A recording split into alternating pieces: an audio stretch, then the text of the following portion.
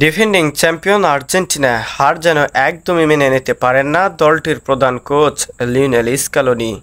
Copa আমেরিকায় যেভাবে নিজেদের আধিপত্য ধরে রেখেছিলেন সেই দলটির বিপক্ষে এসেই বাছাই পর্বের ম্যাচে 2-1 গোলে হারতে হলো আলবিসেলেস্তাদের। শুধু তাই নয়, এ হারের দায় এবার চাপাচ্ছেন লিওনেল স্কালোনি দলের পরিচালনায় থাকা রেফারির উপরে। আসলে কি হয়েছিল আর্জেন্টিনা এবং কলম্বিয়ার মধ্যকার ম্যাচে সেটা জানবো ভিডিওর বাদবাকি অংশে।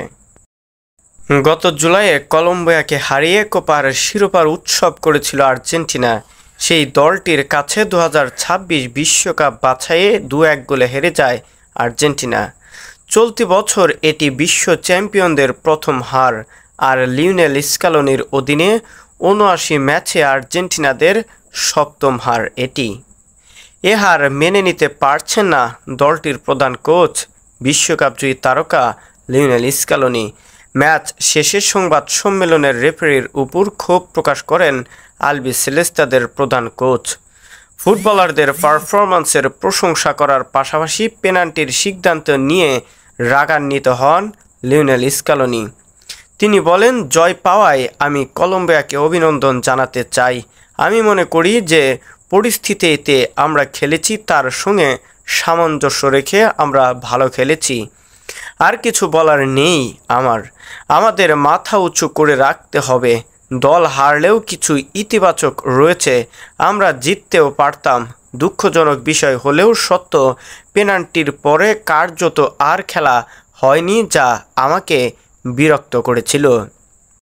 এ সময় পেনাল্টি নিয়ে নিজের ক্ষোভ প্রকাশ করেন স্কালোনি।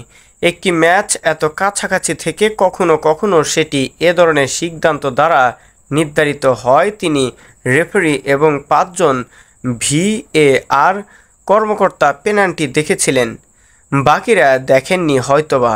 ফুটবল এমন একটি খেলা যেখানে আপনার চারপাশে কি আছে আপনাকে তা দেখতে হবে। মনস্তাত্ত্বিকভাবে এটি পেনাল্টির সিদ্ধান্ত তাদের। ফুটবল ধাক্কা দেয় এবং তাদের নার্ভাস করে তোলে। ম্যাচের প্রথমার্ধে হুলিয়ান আলভারেজ একটি পেনাল্টি পেতে পারতেন বলে উল্লেখ করেন স্কালোনি।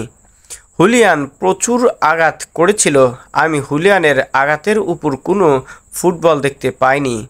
ম্যাচের সময় এবং কলম্বিয়ার গরম নিয়েও অভিযোগ করেন আর্জেন্টিনার কোচ। কলম্বিয়ার মানুষ পছন্দ করেনি যে আমি এখানকার গরমের কথা বলেছি, তবে গরম নয়, আমি ম্যাচের সময় নিয়ে কথা বলেছি। এর সময়টা ফুটবল খেলার জন্য নয়, সময়টা বিকেল 5টা, 6টা বা 7টা হতে পারত, যা ফুটবলারদের জন্য একদমই অস্বস্তিকর ছিল এই ম্যাচটি।